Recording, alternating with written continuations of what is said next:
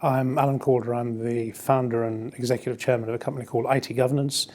We are the one-stop shop for organizations who want to tackle the governance of information security and technology generally, and we deliver projects and services in a way that's designed to suit the culture and requirements of individual clients.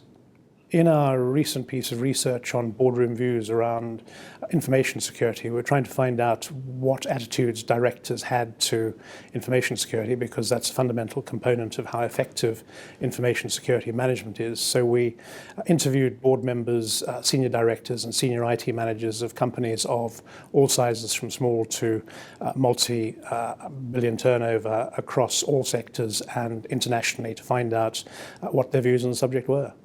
There were three key findings from our research. The first, probably the most interesting, and the first is that while most of the world, and certainly the press, obsesses about external attacks and cyber attacks on organizations, most board members are more worried about security risks related to their own employees.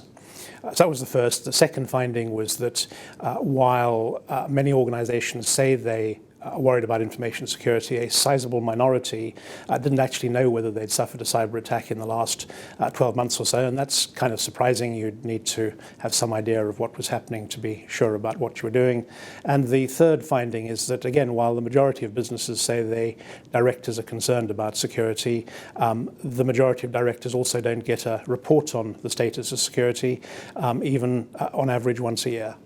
Really effective information security depends on the board creating a governance framework and providing guidance and leadership for IT and security managers through the organization. And that means that boards, if they genuinely want to secure intellectual assets and their information, need to take leadership. They need to ensure they've identified what risks they're prepared to live with, which ones are not acceptable, and they need to give that guidance very clearly to the technical and security people so that they can put in place controls which are appropriate for the business. But above all, the sensible thing for organizations to do is to pursue an independent management system standard like ISO 27001, get certification to that, and that will give them a significant degree of comfort that appropriate steps have been taken internally to secure information and assets.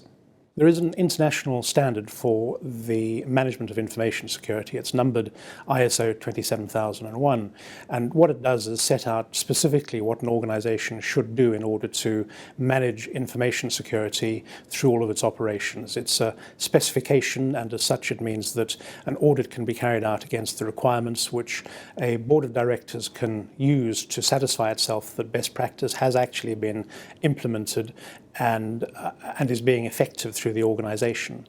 They can also require suppliers to achieve a similar standard or achieve ISO 27001, and in that way give themselves satisfaction that they're not exposed to threats to information and communications technologies through their supply chain.